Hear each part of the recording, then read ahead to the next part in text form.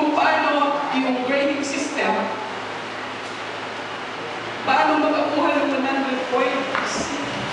Sabi ko sa mga estudyante ko, if you want to become exempted, you final exam, you study hard because I gave you attention during the final exam.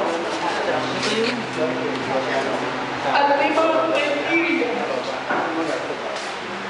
Kung bibigyan ko ng grade sa ATSP, sa lahat ng criteria, over-exemption.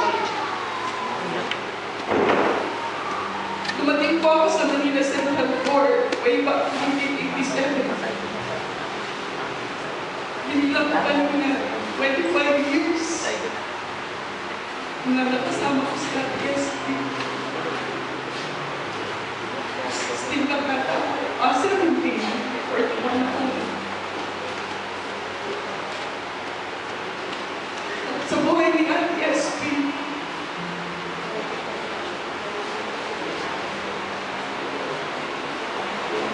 nakita ko yung kanyang faithfulness.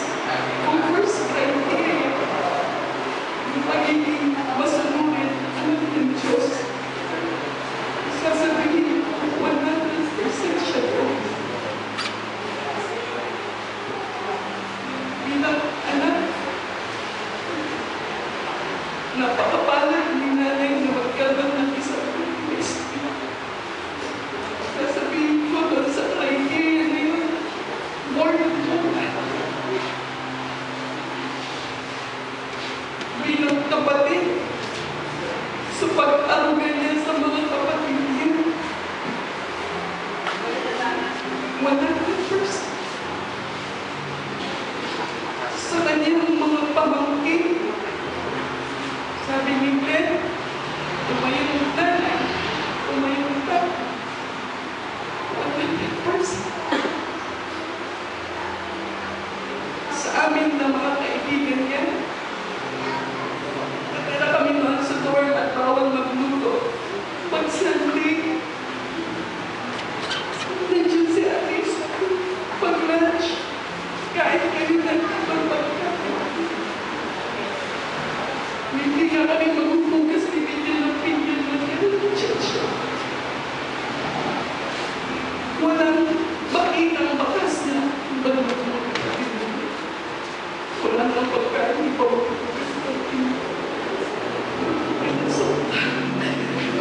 Ang hindi na mag-serve, very happy. Kung anong meron siya, binibigay niya. Ang ano, 100% for us.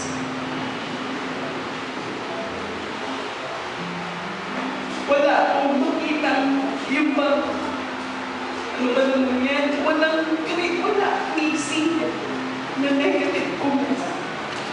So kung ako professor na ATSP, siguro winter pala, huwag ka na pumasok, accepted ka na. Napakapalad ang mga pamangkin ng mga kapatid. Pero at least alam natin na masaya na rin si ATSP. Sabi ko kay Tito last Sunday, alam mo ko, wala akong naramdamang takot kay ATSP. Hindi ko kayo yung balahibo ko. Siguro ganun yung mga nasisave ng soul. Kasi meron ako sabi ko, ba't kaya yung angkin ko nung namatay, hindi ko nandyan lang sa tabi ko. Natakot ako parang lahat ng buko nakatayo.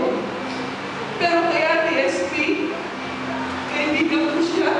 Pero wala akong naramdaman. Parang ang aliwalas ng mukha. Sabi ko, ganun talaga siguro pag nasisave ang soul. At hinaangaan ko si ATSP sa mga ribawa, kay nanay, sa pamangkin, sa mga kapatid, nawa maging, kahit na wala na si ATSP, maging inspirasyon pa rin sa atin, siya sa ating buhay.